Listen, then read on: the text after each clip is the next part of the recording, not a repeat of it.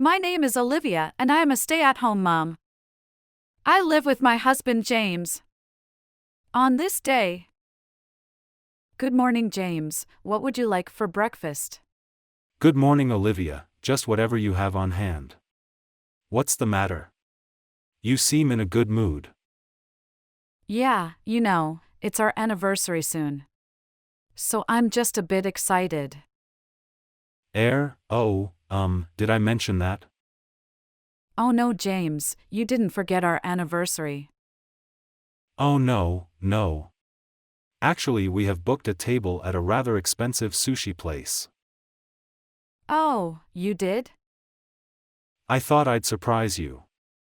It just got weird because they suddenly said it was our anniversary. Oh, I see. I'm sorry it wasn't supposed to be a surprise. But thanks, I'm looking forward to sushi. We had happy days like that. Our life together wasn't so bad, but I was a great lover of children. I wanted to have a child of my own in the near future. But a few years later, there was no sign of having a child, so I went to the hospital and… Hello, doctor, nice to see you today. Hello, Olivia. Today was the day to explain the results of your last test. You mean, there are no abnormalities? Yes, she was not abnormal, she was healthy. Well, I see, but then… Yes, so why don't you suggest that your husband be tested as well? Half. Is that right? After a series of infertility tests at the hospital, I was diagnosed with no abnormalities at all. The doctor told me about it and I was determined, so I decided to suggest that James should have a checkup too. So, you see, I've been tested and it turns out that I'm perfectly normal.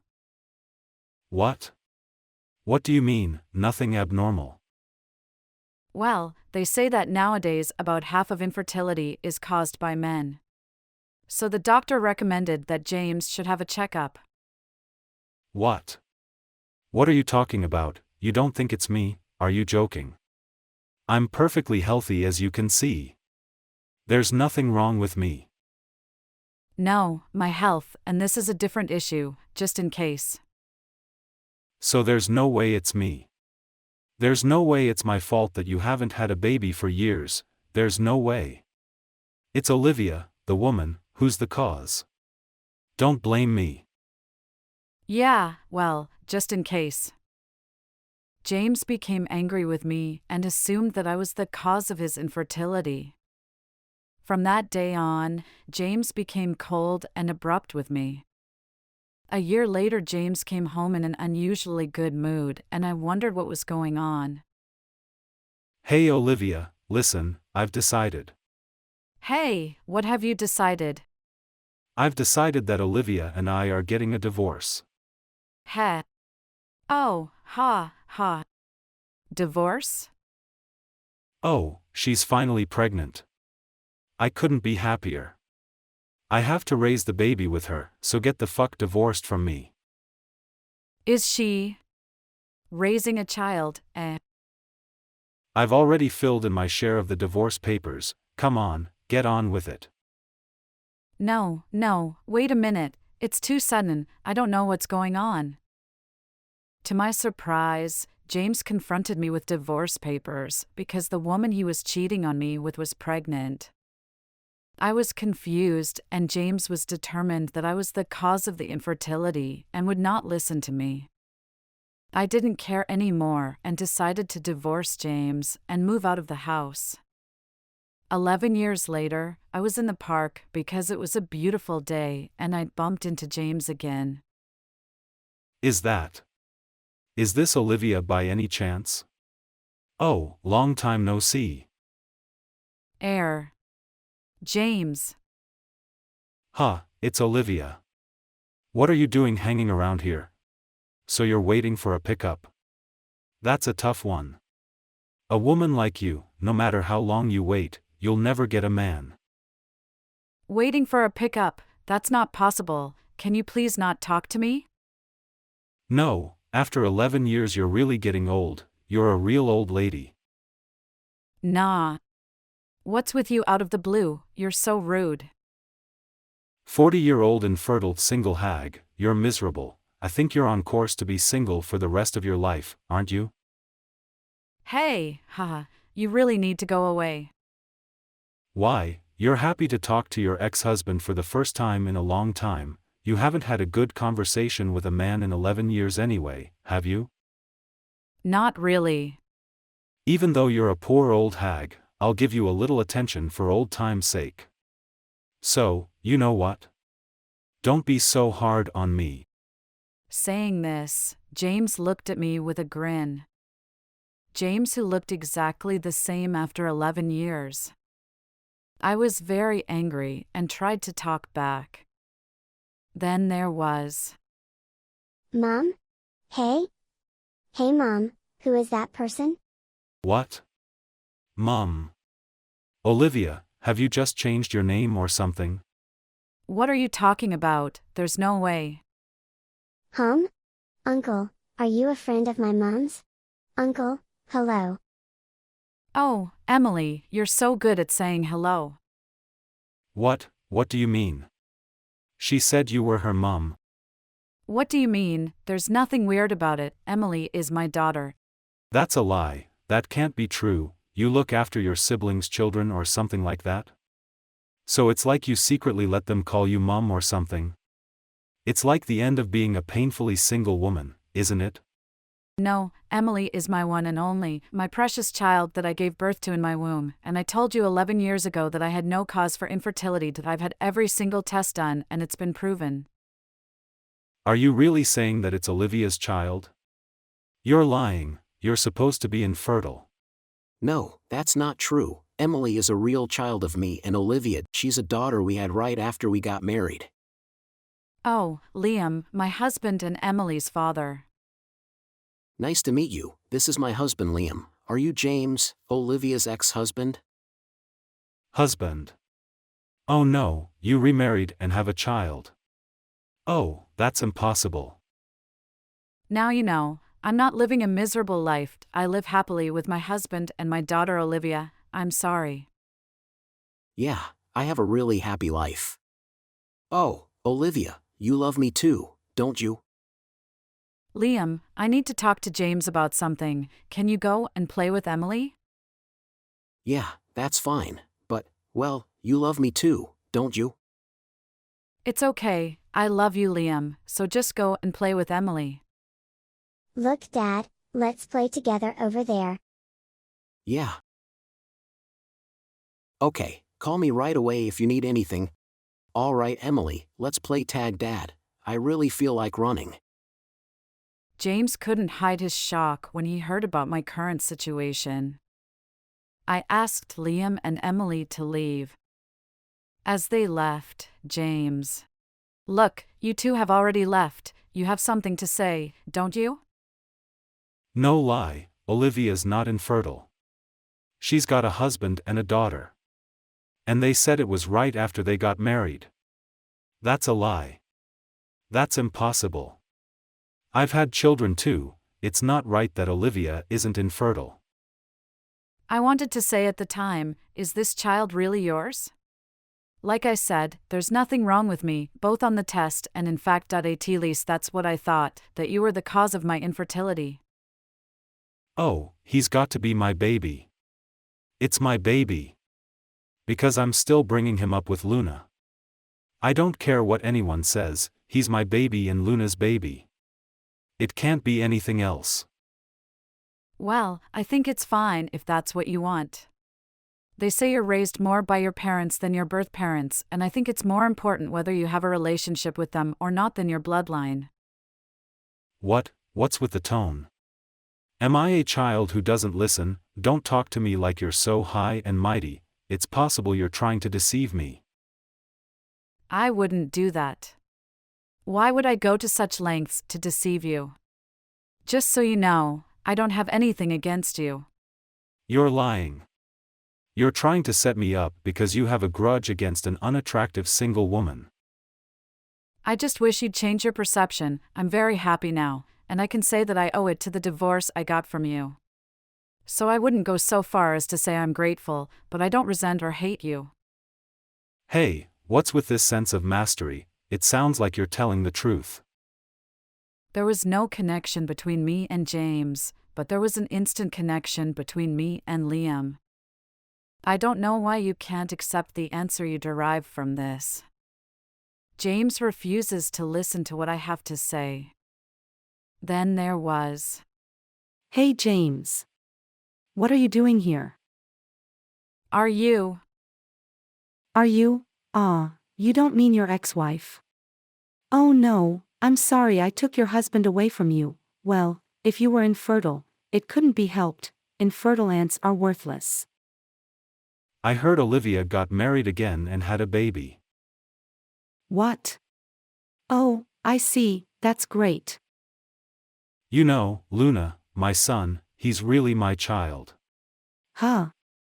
Of course he is. What are you talking about with a straight face? Well, yeah, no, I just thought if what Olivia said was true, then I might be infertile. It's just that we've always wanted a second child, but we haven't really had one, have we? Hey, what's the real story? Well, in case you haven't heard, I've had all the tests, the doctors said I was fine, so. What? Because I thought James told you that your wife was infertile. Yeah, I certainly didn't doubt it at the time. Hey, I'm not angry with you, just tell me honestly, am I the father of your son? James asked Luna again, who did not seem to know that I had no reason for infertility. Well, back then I had relationships with many different people in one day, including you. To be honest, I don't know who the father is. Nah.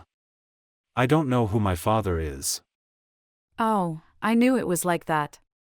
He played around, he was young, you couldn't help it, could you? At that time I had this girl and I thought, oh, I can't play anymore, so I chose James, who made the most money at that time, to live with her. What the hell is that? I regret that I was so naughty back then, but if you're happy now, isn't that good enough? No, it can't be good. That means you cheated on me. You cheat on people, you break up their families, it's not good. Hey. You said you weren't mad at me. You lied. I can't keep quiet about this. I'm raising the child of a man I don't even know. I didn't know that, and you thought I was raising this man's child as your own. I'm such a clown. I'm telling you, it could have been your child. What's the point of digging up all that old stuff now? You're angry because you cheated on me. Can't you understand that? I don't know. You're being a pussy, whining about something that's over. It's not over.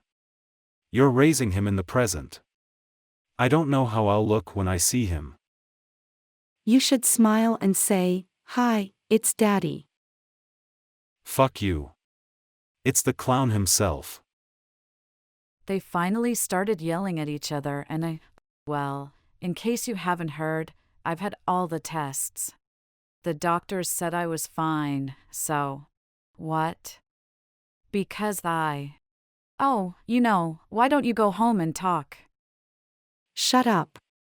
You shut up. Yeah, I can't talk about such a big problem at home. Just because you don't want to, doesn't mean you can't talk about it in the park. Look, the kids are watching. Hey. Luna, we're going to do a DNA test on him now. And if it's not my child, I'll divorce you. Oh no. Wait, don't divorce me. I want to believe it's my child. I've really taken good care of him. But if I'm wrong, I won't be able to trust anyone. Hey, wait a minute, let's calm down and talk this through. Sure, I used to be naughty, but since I'm married I'm not like that at all.